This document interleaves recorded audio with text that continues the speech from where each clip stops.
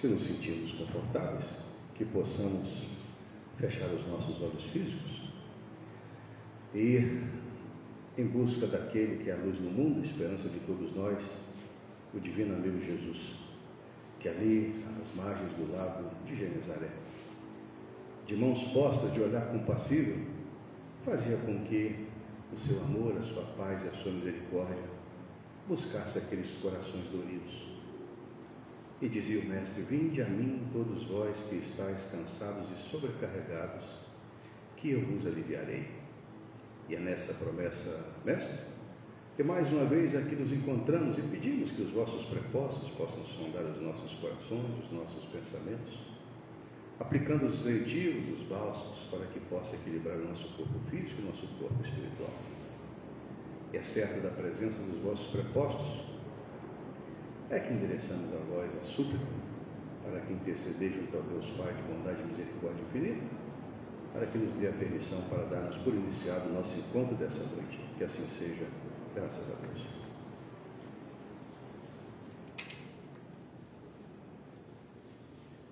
Alguém nos visita pela primeira vez? Seja bem-vindo, meu irmão.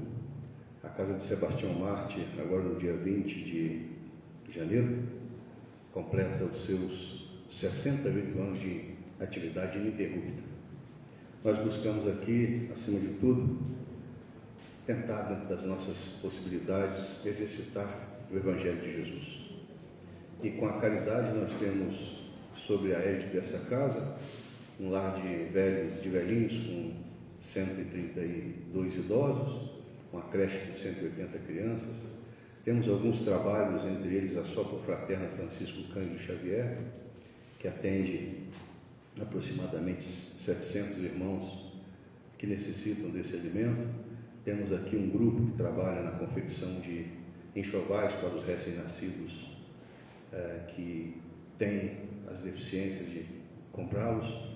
E temos também vários estudos e cursos na doutrina espírita. Então sejam todos bem-vindos, e se quiserem depois saber mais sobre a nossa casa, ali na recepção nós temos ali a indicação dos trabalhos, bem como dos atendimentos, porque nós temos trabalho de segunda a domingo, ou seja, todos os dias a casa tem algum tipo de atividade, tá bem? Sejam bem-vindos.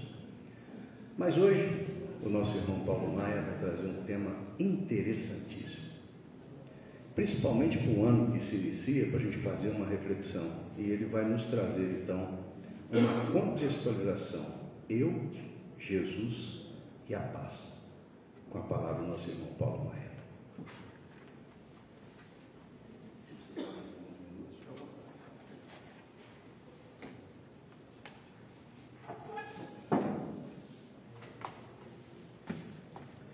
Boa noite. Boa noite. Que Jesus nos ampare e abençoe, e que a gente possa honrar esse momento, estar aqui.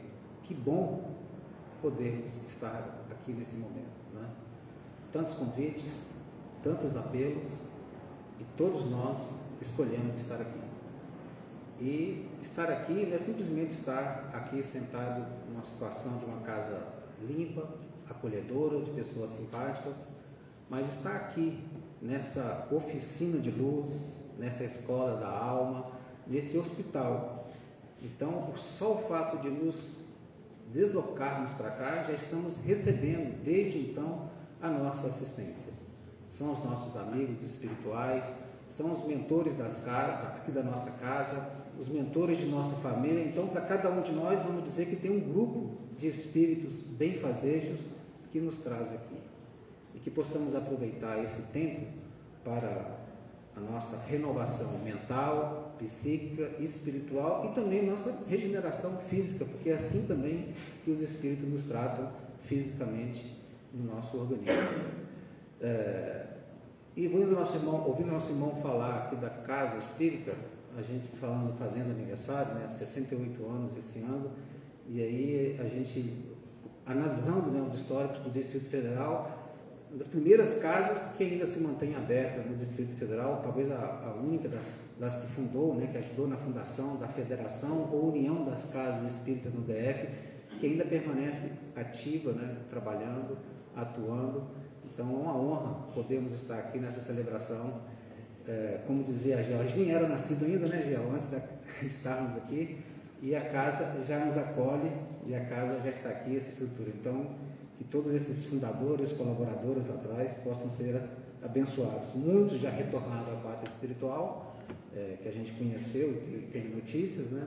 Mas alguns ainda permanecem aqui conosco, trabalhando, dando seu exemplo. Esse tema, Eu, Jesus e a Paz, é justamente uma busca que temos feito constantemente.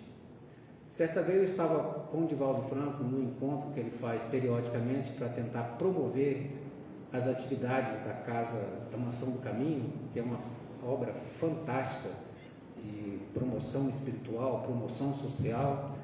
E no momento lá ele falou: olha, vocês têm alguma dúvida, faz uma pergunta aí e eu vou psicografar, anotar algumas mensagens e amanhã eu trago para vocês. E tinha lá, sei lá, 1000 pessoas.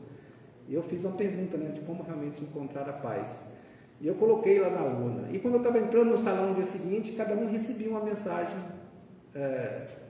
parecia aleatória, né, com as respostas das perguntas que eu tinha feito. E eu recebi uma mensagem, botei na carteira, que estava já atividade. Depois ele foi sortear alguns nomes, né? Olha, tem aqui 1000 pessoas, sei lá, 800, 900, mas eu vou chamar 3, 4 pessoas e me chamou. Sua mensagem aí, qual foi? A pessoa. E aí eu vim lá realmente como conquistar a paz. E a mensagem era essa, né? Trabalhar com Cristo, com alegria, né? E sempre mantendo, né, a alegria de servir. E em Jesus. E então a gente vem encontrando que, analisando as histórias, analisando as análises desse personagem da humanidade, a gente vê alguns aspectos da análise da história do Jesus histórico. Então, discute-se na história se ele nasceu mesmo em dezembro, se foi mesmo no ano 0, ou se foi 6 anos antes, ou 6 anos depois, porque historicamente analisando o censo que houve quando Jesus deveria ser registrado, o fim do mandato de Herodes, né, o tempo que decapitaram, mataram as crianças, Jesus teria nascido talvez 5 anos, 6 anos antes ou depois. E aí tem essa análise histórica que na verdade não mexe, não interfere na nossa renovação e na busca da nossa paz. Tem também o Jesus religioso, aquele Jesus que muitos dizem que detém a verdade dele. Eu acredito que algum de vocês já deve ter ouvido algum convite de alguém e falou: olha, vem para a minha religião. Por quê? Não, porque lá nós temos Jesus. Lá nós temos Jesus verdadeiro. Lá nós temos o Jesus que salva, que cura, que não sei o quê. Então, esse Jesus religioso também não traz muita, assim, a paz para todo mundo, porque, de certa forma, ou é excludente, ou, de alguma forma, ele privilegia alguns em detrimento de outros, e não traz explicação a tantas questões que nós vivemos. Outras explicações traz também a perspectiva do Jesus consolador, como a doutrina espírita, que ele não está afeto a uma igreja ou outra igreja, mas que ele é um que veio consolar. Ele é o Cristo, né? Ou seja, ele é o ungido. Jesus Cristo não seria seu sobrenome, o nome dele era Jesus, e havia uma promessa, uma expectativa de um ser ungido que viria trazer muitas coisas boas, uma renovação, um novo reino. E as profecias que tinham sobre ele eram diversas, que ele traria um exército, que ele traria a espada, que ele, né, faria muitas coisas, traria um reino. Outras profecias falavam que seria um deserdado, seria um desprezado, seria alguém que seria inclusive assassinado por aqueles que o seguiam, né? Então, há nos livros do Velho Testamento diversas profecias, algumas até contraditórias. Então, como se tivesse 3 ou 4 Jesus diferentes. E ainda hoje, alguns ainda esperam esse Senhor dos Exércitos. O próprio Judas amava Jesus, como ele já disse em outras obras, né? Como na mensagem que ele traz com Humberto de Campos na entrevista. Mas ele tinha a ilusão que Jesus, aquele que caminhou sobre as águas, né? Aquele que acalmou a tempestade, aquele que desapareceu no meio da multidão quando queriam pegá-lo, aquele que fez o cego enxergar, aquele que fez o coxo se levantar e andar, a mulher hemorroídica que vinha há anos doente, ela só tocou nas suas vestes e ela curou. Então Judas falava: nossa, esse Jesus é esse Senhor, esse Rei dos Exércitos. E havia naquela época os zelotes, que eram pessoas que eram contra a dominação que se faziam sobre o povo judeu. E eles eram revoltados, eles andavam armados, eles faziam guerras, né? Barrabás era um representante deles. Então ele achava o seguinte, que se Jesus fosse devidamente provocado, ele ia convocar os exércitos de anjos que iriam dominar e instalar seu reino na terra. Ele achava que seria isso. Como era o reino dos romanos, que dominavam todo mundo, eles imaginavam que seria algo parecido. E ele então se deixou levar pelas ilusões da humanidade, como muitos de nós se deixam levar por algumas ilusões, esperando o resultado que na verdade não é aquele imediato material que Judas esperava. E aí a expectativa foi frustrada, tanto que ele desistiu da própria vida por conta disso e teve resgate doloroso quanto a isso. Então, esse Jesus consolador, que a doutrina veio reforçar com seus ensinamentos, vem também encontrar em Jonas de Ângeles uma nova conotação, o Jesus terapeuta, aquele que vai tirar as dores do mundo, aquele que vem esclarecer, trazer o consolo, a esperança, desde que a gente modifique as nossas atitudes, procurando nele o exemplo, procurando nele a resposta, procurando nele o caminho a seguir. Nesse contexto, sobre essas perspectivas do Jesus, muitos ainda gravam, registram e usam até como símbolo ele pregado na cruz. A cruz, gente, era uma pena capital que os romanos utilizavam. Não somente com Jesus, mas antes de Jesus, naquela revolta, né, dos escravos de Roma, mais de 500, mais de 5 mil foram crucificados ao longo da Via Ápia, para mostrar que quem atentasse contra Roma era crucificado. Então, o Jesus na cruz, que muita gente guarda e usa como símbolo, é simplesmente uma imagem do fim de um momento. Porque a vida inteira de Jesus, ela é movimentada, ela é uma passagem dele pela terra, ou seja, mostra ele sempre em movimento e a cada passo um ou mais ensinamento. E ensinamento que ele não dava como tantos outros filósofos que contavam, falavam, ele vivenciava. E aí, essa imagem de Jesus na cruz, a gente procura então substituí-la, porque depois da cruz veio o quê?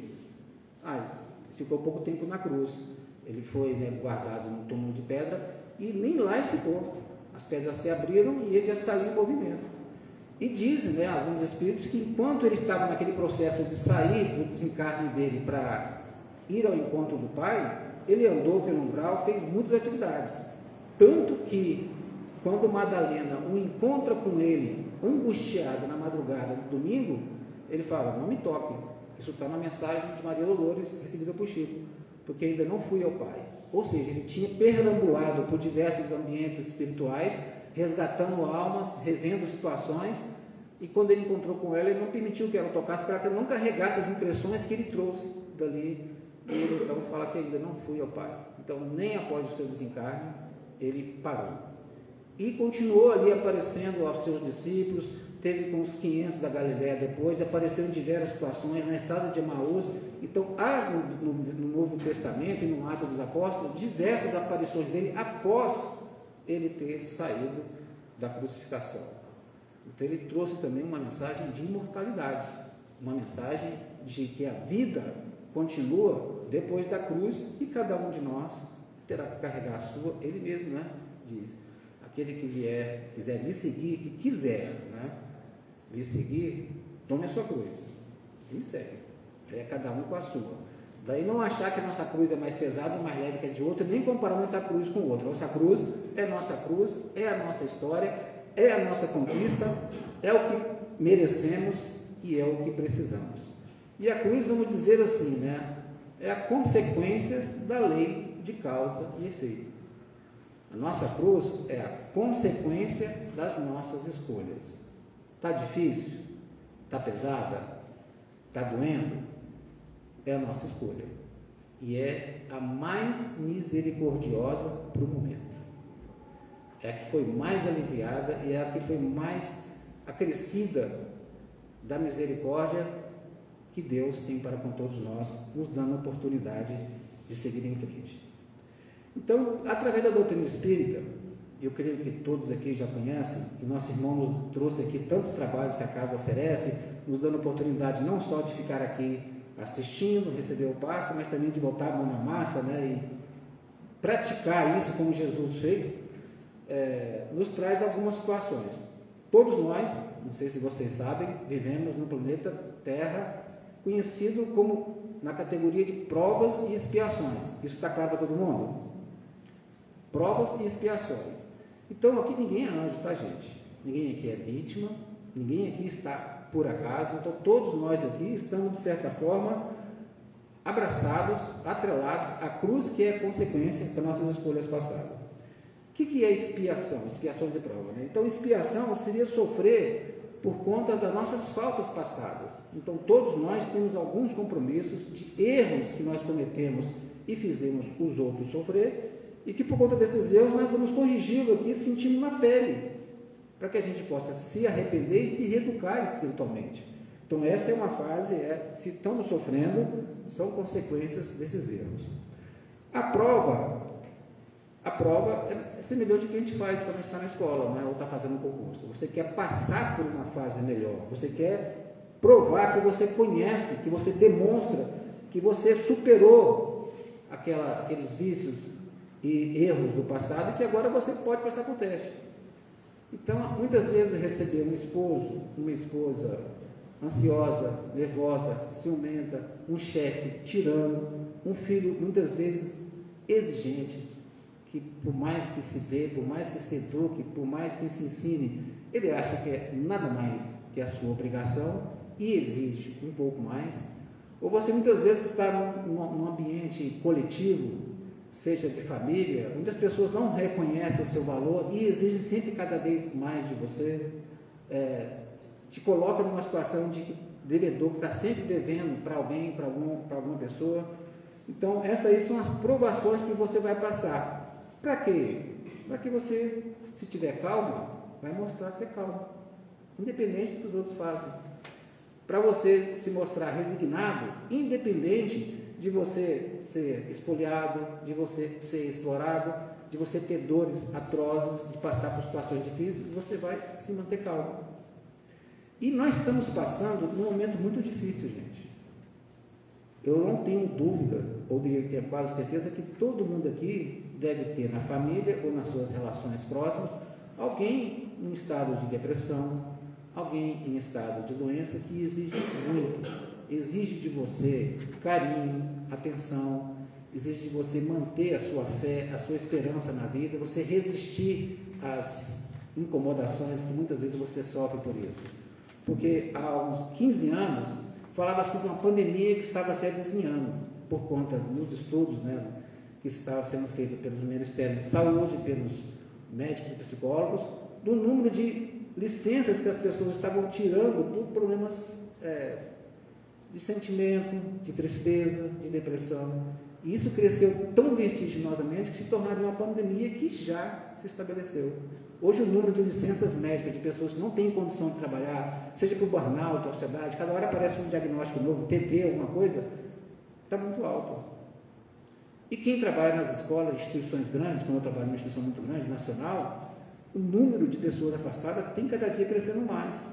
E além de estar afastada, quando voltam com laudos que as pessoas não estão dando conta de manter o convívio com o diferente, de manter aquela luta constante contra os antagonistas, contra as discussões naturais que acontecem. Eu trabalho em empresas de mercado financeiro, num banco, e é muito comum, o banco é o tempo todo discussão, as coisas não podem dormir, é 24/7, e as pessoas não estão dando conta. Aliás, na minha área, tecnologia e bancária, é a área com o maior número de doenças mentais, perdendo para poucas outras áreas aí. Então, as pessoas não estão dando conta. E nesse contexto, Jesus ainda vem se apresentando e insistindo como a solução. Nesse livro de João, ela também nos faz um convite pelos caminhos de Jesus. Então, além dos convites que Jesus fez, existem várias obras espíritas e não espíritas. Isso, é um livro do Divaldo, psicografado por ele, mas a autora, segundo lembro aqui Minha Alma Gêmea, é a Amélia Rodrigues, que é o espírito que escreveu através de Divaldo Franco. Então, nesse livro, ela mostra que Jesus tem se apresentado para todos nós como o maior desafio. Ele é o grande desafio, porque todos nós nos sentimos seduzidos, sentimos tocados, reconhecemos, mas aí a aceitação e a vivência. Ele traz uma nova moda moral, ou seja, aquilo que o mundo aplaude, que o mundo sempre gostou, sempre valorizou, não tem nada a ver com o que ele traz uma moda nova de comportamento. E aí, com ele, nós vamos entender, muitas vezes essas relações difíceis, seja familiar, seja de trabalho, são situações riquíssimas, de acordo com a nossa necessidade, para desenvolver, seja aquela aprovação ou aquela expiação que a gente precisa para melhorar, para ratificar, para sedimentar em nós os valores morais que nos impulsionam para frente. E, passado a terra de expiações e provas, tudo bem, você expia o mal que você fez, ou seja, quem com a espada fere, com a espada é ferido, muitas vezes sofremos um mal que fizemos o outro sofrer. Depois a gente quer consolidar esses valores, a gente vai ser testado nas relações difíceis, nos comportamentos desafiadores, nos desejos incontidos, sombrio, em nossas tendências que vêm de outras vidas. Então, se eu era viciado em bebida, ou em drogas, em sexo, em maledicência, tem gente que pensa que a maledicência é um vício terrível, gente. Você começa e não consegue parar e cria uma aura tão negativa que nos adoece. E aí você vai ser testado o tempo todo a não ceder a isso. É como se você tivesse ali uma brasa que você quer apagar daquele vício, daquela má tendência, e você vai achar poucos que vão te ajudar a apagar aquela brasa. Mas muitos virão e vão dar um soprinho assim, bobo, né? No sentido de, deixa esse fogo queimar, deixa esse fogo te consumir. Então vai ser sempre um amigo te chamando para um vício.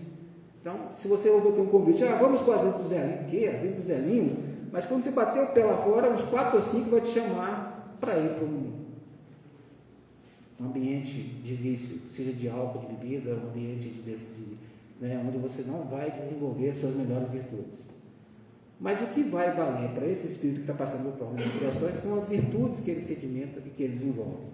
E, com certeza, como disse Paulo de Tarso, todos nós estamos seguidos por uma nuvem de testemunho. Isso está em Paulo, e Paulo fala sobre isso, orientando as igrejas que ele atendia, as pessoas que o seguiam. E naquele tempo não se falava tão claramente, tão abertamente como é que se fala hoje da influência dos espíritos.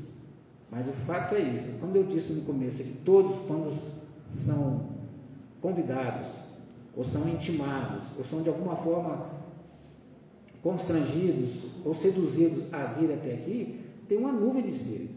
Sejam aqueles obsessores que não querem que venha, que querem te perturbar, aqueles que estão te instigando a briga, a recair nos seus vícios, ou sejam os espíritos amigos, que pelo menos um espírito amigo todos nós temos, além do da família, além daquele da instituição. Então, quando a gente vai aqui reunindo, a gente vai agregando companheiros espirituais. Então, todos nós, para fazer o bem ou para fazer o mal, tem uma nuvem de testemunho que nos estimula. E aí, eu lembro daquela história do velho índio americano, que diz que todo homem tem um lobo bom e um lobo mau dentro do peito. E esses dois lobos vão brigando entre si para que um vença o outro. E aí, qual que vence? Vocês sabem essa história? Nunca ouviram? Aquele que você alimentar. Se você alimentar o lobo bom, ele fica forte, resiste. Agora, se você alimenta o lobo mau, todo mundo conhece a história, né? Ele cresce, fica forte e mata o lobo bom, além da vovozinha, né? Mas o fato é que são as nossas escolhas, na maioria dos casos consciente, é que vai determinar essa bagagem que a gente vai acumulando com o tempo. Então, quando a gente está no mundo de provas e expiações, essas provas e essas expiações, e a gente tem ali a luz, e a sombra, como diz Emmanuel, dentro de nós. Então, se você vai alimentando você não vai jogar fogo e apagar, jogar água e apagar. Você vai simplesmente alimentando no dia a dia, nas suas escolhas, nas suas falas, nas suas escutas, no seu alimento material e espiritual, essa luz ou essa sombra dentro de você. E é muito comum, nas horas difíceis, a gente tropeçar e cair. Daí a importância, gente, do que a gente tem alimentado o nosso pensamento, do que a gente tem alimentado as nossas leituras, os filmes, as séries e até as companhias e os ambientes. Se nós estamos aqui, só o fato de estarmos, por mais acabrunhado, triste ou cansado, só essa atmosfera aqui espiritual, onde 24 horas, 7 dias por semana tem uma equipe espiritual trabalhando. Quando você lê André Luiz nas obras de Chico, quando você lê Ivone Pereira, quando você lê as obras que o Divaldo nos traz de diversos espíritos, você vê a intensidade que é a dimensão espiritual dos trabalhos que acontecem na casa espírita.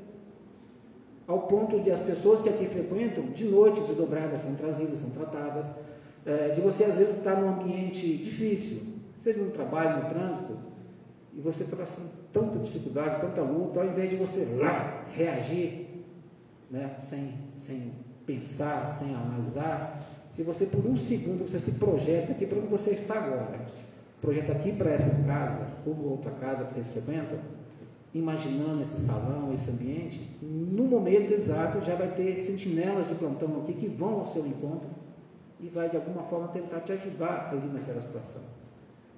Porque esse momento, essa oração, essa irradiação, ela funciona como uma lanterna na nossa mão diante das trevas.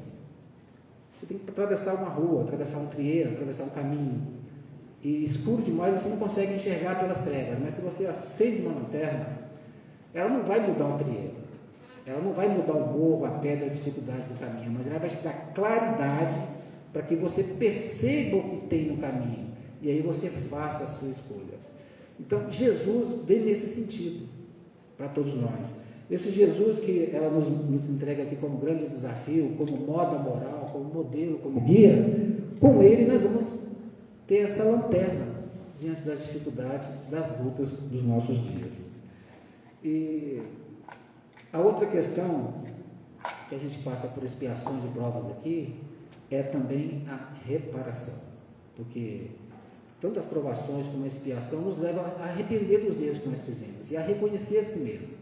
Quando Jesus fala felizes, né, ou bem-aventurados os aflitos, porque serão consolados, é aquele olhar para dentro. Porque quando eu me reconheço aflito, ou me reconheço, né, em qualquer uma dessas virtudes que Jesus chama nas bem-aventuranças, eu vou ser feliz porque eu estou me reconhecendo, eu estou fazendo um processo de autoconhecimento. E em sabendo que eu sou, de repente, né, ansioso, aflito, aí eu vou buscar em Jesus. E como nosso irmão disse na prece, vinde a mim todos, e aí não quer dizer se é mulher, não quer dizer se é homem, não quer dizer se é do norte ou do sul, todos vós que estáis aflitos e sobrecarregados. Então é um convite que vem ecoando. Antes que Jesus estivesse entre nós, ele já mandou outros mensageiros trazendo a mesma mensagem. Ele se fez presente, como no Evangelho de João, era o Verbo, e o Verbo se fez carne e habitou entre nós. Então, nesse habitar entre nós, ele viveu cada uma de suas mensagens. E aí não adianta a gente ficar lendo Bíblia, lendo livros, se a gente não vivencia, não traz para a nossa atitude esses ensinamentos. E se a gente não deixa de olhar para o outro, você precisa, você tem, isso serve para Maria, serve para Joana, serve para o João, isso serve para mim, essa mensagem é para mim. E buscar sempre fazer o meu melhor, e não vou me comparar com o Simval, não vou me comparar com o Paulo, com a Gel, com ninguém, não. Diante de mim, alguns anos atrás, eu melhorei, estou mais calmo, mais resignado, eu consigo hoje gastar mais tempo das minhas reflexões em coisas espirituais, ou só beber, comer, trabalhar, conquistar. Não, já consigo hoje, uma vez por semana, no centro, já leio um livro por semana, já faço culto do Evangelho, ou seja, a cada 3 anos, 4 anos, a gente vai avaliando o nosso passado. Então não temos que nos comparar com ninguém, comparar conosco mesmo, para que aí a gente vai conseguindo se pacificar e buscar, né, atender esse convite. Vinde a mim, todos vós que estáis aflitos e sobrecarregados, que eu vos aliviarei. Mas ele coloca uma condição: aprendei comigo. Aprendei comigo. Ou seja, ele mostra que ele é o modelo, ele é o mestre, que sou brando e humilde de coração. Olha, então a gente já vê na mansuetude, na paciência, na quietude, a brandura. Então, como que eu estou reagindo de alguns anos para cá diante das provocações, dos ataques, dos erros? Eu reajo com palavrão, com xingamento, eu reajo falando mal, eu reajo repetindo erros do passado, eu já começo a mudar a minha atitude no sentido de, para aqueles que me perseguem e caluniam, eu já consigo não desejar mal, não querer matar. Quando alguém me tranca no trânsito, eu já não falo nem palavrão, nem corro atrás, nem bato atrás da pessoa, mas assim eu falo, vai com Deus, vai com Deus. Como que eu estou reagindo diante dos meus desafios? Porque eu vou responder pelos meus frutos. Tudo bem, a gente nasce em família, nasce em sociedade, e aí, agindo em grupo social, a gente também responde para questões grandes. Mas, invariavelmente, é cada um com a sua cruz e fazendo a sua escolha e seguindo Jesus. E aí, nesse contexto, a palavra, como eu estou aqui fazendo, ela pode até esclarecer. Mas a vivência e o exemplo, ele arrasta. Ele arrasta e arrebata todos aqueles. Por isso que é muito comum, eu já tive, pessoalmente com o Divaldo, não cheguei a falar com o Chico, porque todas as vezes que eu tentei entrar com ele, tinha tanta gente que eu ficava morrendo de dó dele, falava, não, vou ficar aqui quietinho. Mas de longe, diante de pessoas que se dedicam à melhoria própria e à caridade, a vibração é outra. Então, quando você busca mudar em você, até a sua vibração, o seu tônus vibratório, já carrega um pouco de paz. E as pessoas percebem isso em torno de você. Mas isso não é autodeclarável. Isso não é eu falar que eu sou paciente. Não é eu falando que eu sou caridoso, contando histórias minhas, falando das minhas maravilhas que eu faço. São as pessoas percebendo. Virtudes, na sua maioria, não são autodeclaráveis, não são postadas, são percebidas por aquele que te vê e convive e ama contigo. Então, tem que ser, tem que viver, tem que sentir. Né? E nesse contexto, aprender, quando se fala, aprender é andar de bicicleta. Há um comportamento antes e um comportamento depois. Quando você aprende a andar de bicicleta, acho que todos aqui devem saber, porque era um sonho de toda criança há alguns anos, né? Não esqueça, a minha Calói tinha até um concurso nacional, todo mundo corria atrás, o sonho de todo mundo, a maioria de nós aqui, era ganhar uma Calói, né? Mandando uma carta para o Didi. Então a gente tinha um comportamento que a gente caía, a gente tropeçava, ralava, tudo, não conseguia. Mas depois que a gente aprendeu a andar de bicicleta, você anda, levanta, fecha os olhos, solta a mão, você sobe, você desce. Então há um comportamento diferente. Então, quando Jesus nos chama, aprendei comigo, que sou brando e humilde de coração, ele nos faz esse chamado, muda seu comportamento a partir dos meus ensinamentos. Seja brando, seja pacífico, seja caridoso. E aí, o Evangelho segundo o Espiritismo vem explicar a caridade como Jesus dizia, né? Que é o BIP, né? Benevolência, indulgência, perdão. E nesse contexto, é um exercício que a gente tem que começar a fazer conosco, perdoar seus próprios erros, reconhecer as suas falhas, se confessar nas suas orações íntimas com Jesus, como o Salmo, né? Alguns salmos nos falam, Senhor, Tu me sondas, Tu sabe o que eu sinto, Tu sabe o que eu penso, sou pecador, né? Tens essa dificuldade, tens esses erros, então confessa para Jesus, vai nesse terapeuta e fala para ele, realmente eu tenho dificuldade, eu não perdoo, eu tenho uma mágoa do meu pai, eu tenho um ressentimento da minha mãe, se eu encontrar meu chefe na rua, eu mato. Eu não sou violento, mas eu mato ele. Se eu encontrar tal pessoa, não perdoa, mas não quero ver, quero que ele morra seco. Não, então assim, confessa isso para Jesus e pede para ele, assim como o cego de Jericó pede, Senhor, faça com que eu enxergue, faça com que eu veja, que a gente possa ver em nossas orações e pedidos o que a gente precisa ver da gente mesmo para a gente melhorar. Não é a cegueira só dos olhos, das escamas que nos cobrem os olhos, mas que nos permite não ver o outro, às vezes não sentir um familiar que nos socorre com violência, com palavras, nos pede socorro, né, com palavras ásperas, com atitudes difíceis, mas que na verdade está gritando, eu estou aqui, me ajuda, está difícil. Então, que a gente tenha olhos de ver e ouvidos de ouvir. E nesse contexto, então, aprender com Jesus tem que ser uma mudança. Ninguém vai fazer isso por desejo. Ninguém vai fazer isso porque quer. É um esforço. E eu digo que esse esforço, ele é tão áspero, tão duro, tão difícil, que muitas vezes leva 3/4 reencarnações. A gente acompanha nas obras de Ivone Pereira, algumas obras dela traz 3/4 reencarnação do mesmo ser. Às vezes são 3, 4, 5 reencarnações para você superar uma dificuldade, superar uma luta, superar uma inimizade, alguma relação de ódio que você teve, alguém que você assassinou, alguém que você separou. Então, muitas vezes a gente fica impaciente, nossa, eu não dou conta. Eu continuo querendo matar meu chefe, não vou nem esperar ele na rua, vou matar, né? Porque a gente tem visto isso, gente. Quantos assassinatos assim, inimagináveis entre famílias, entre irmãos, entre pessoas, porque atrapalhou o trânsito, porque atravessou a rua, porque isso é o que está cobrindo o nosso noticiário. O que está faltando?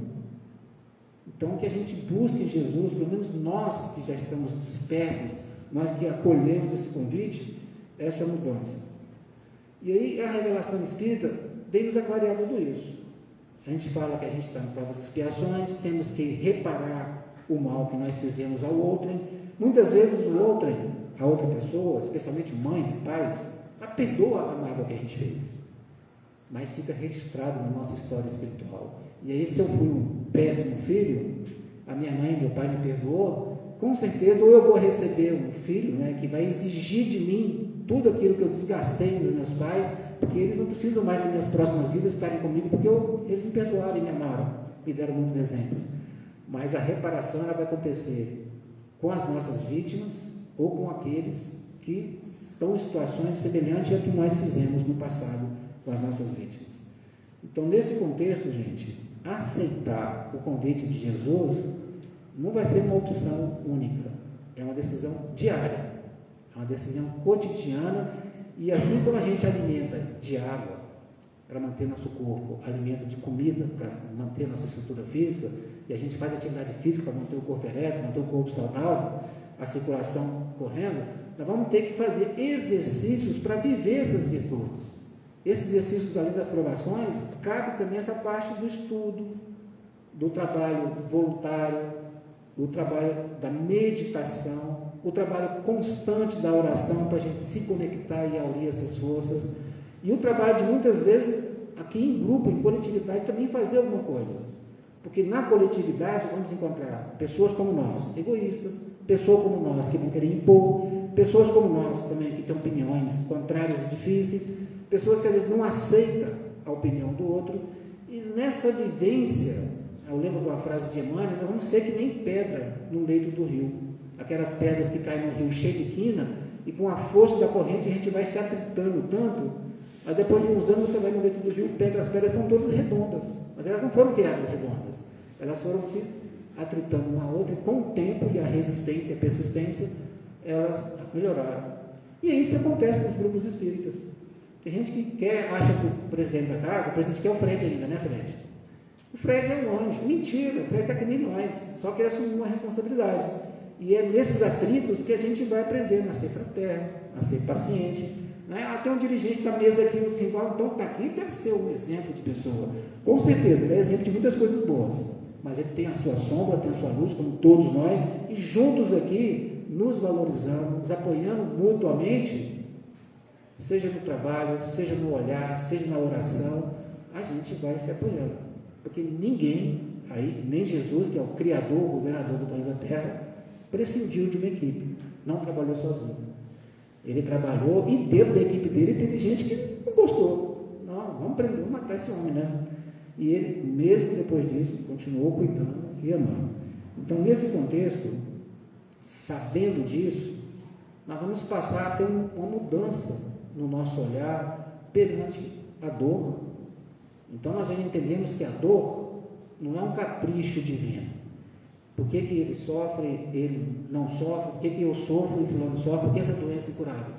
Tudo isso são oportunidades de expiações, de provas de crescimento e reparação dos nossos erros do passado. E isso vai nos impulsionar ao progresso. Então, diante disso, vou me vitimizar? Estou com câncer, não tem cura. Sabe, Brasil, hospital ruim, todos os remédios, mas nenhum é muito caro, mas não me atende. Não, Senhor, o que isso veio trazer para mim? Que oportunidade de crescimento, até onde levar essa cruz para que isso me faça bem? E vivenciar. Porque tem uma grande notícia que Jesus trouxe que nem todo mundo está levando em conta. Somos imortais. Ele provou, mostrou isso. E ele também mostrou que a gente não tem que ficar na zona de conforto. Ele caminhou a vida inteira. Mesmo depois de morto, continuou caminhando. Então a gente muitas vezes busca uma zona de conforto e quer ficar ali na nossa casinha, no nosso emprego, na nossa família, sem desafio, sem dor e sofrimento. Não é passeio, gente. Nós estamos de passagem, mas não estamos de passeio. E aí, estando de passagem, vamos aproveitar cada instante, viver o presente como se fosse o presente, no sentido de o que esse momento, o que estar aqui me oportuniza de crescimento, de aprendizagem. Então, estou sendo grato, estou grato pela vida que eu tenho.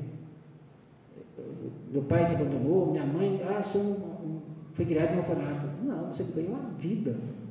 E está passando por algumas provas que vão te fazer sair daqui mais forte e com muito mais mérito daquilo que você está enfrentando. Faça as escolhas certas, faça o seu melhor, porque aí a gente vai ao encontro daquela mensagem que Jesus nos diz: tenho-vos dito essas coisas, e ele falou de tudo isso dos seus apóstolos, e veio depois o Consolador, os Espíritos, nos trouxe essas revelações, para que nele tenhamos paz, e não vivamos num terror psicológico. O terror, quando saem os livros de transições planetárias, falando que a Terra está passando para o mundo de regeneração, muita gente ficou aterrorizada. Não, porque a gente tem que mudar agora, tem que fazer as coisas agora, e começou aquela coisa, porque vai todo mundo para um planeta chupão, vai para um planeta primitivo, da idade da pedra, e eu quero ficar aqui. Não, está dizendo tudo isso, está nos esclarecendo para que as nossas escolhas sejam melhores e a gente faça tudo em paz. E a paz não é zona de conforto, não é fartura material em casa, não é riqueza. A paz é a consciência tranquila de que estou fazendo o meu melhor esforço para fazer o meu melhor. E não ficar julgando os outros e discutindo, tentando impor a minha verdade aos outros. Só para encerrar, vou lembrar aqui uma fábula do jumento e do tigre. Não sei se vocês conhecem, é uma fábula muito antiga, de que o tigre e o jumento entrou numa discussão, que o jumento falou: a grama é azul. E o tigre: que isso? A grama é verde, você não está vendo, tal, não sei o quê. Aí o tigre não aceitou, tentou por tudo convencer o jumento que a grama era azul, e o jumento tentando convencer, a grama era verde, né? E o jumento tentando convencer o tigre que a grama é azul. Aí foram ao rei da selva, que é o leão. E chegando lá, expuseram os fatos, e o tigre falou: rei, você não está vendo que a grama é azul? E ele quer me convencer. Aí o tigre falou: rei, você não está vendo que a grama é verde? Convença ele, explique para ele. Aí ele falou: bom, eu vou mandar liberar o jumento, e você vai pagar para ele a indenização por danos morais.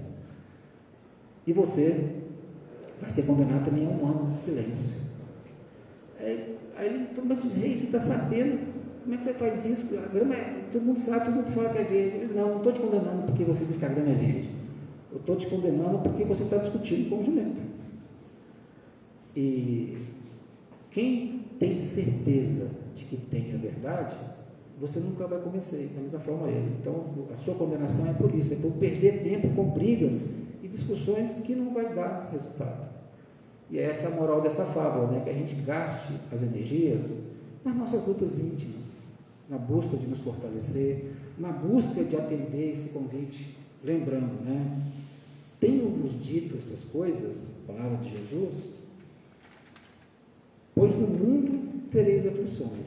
Ou seja, é o dono do mundo, é o rei do mundo, é o criador do mundo. No mundo tereis aflições, mas tende bom ânimo.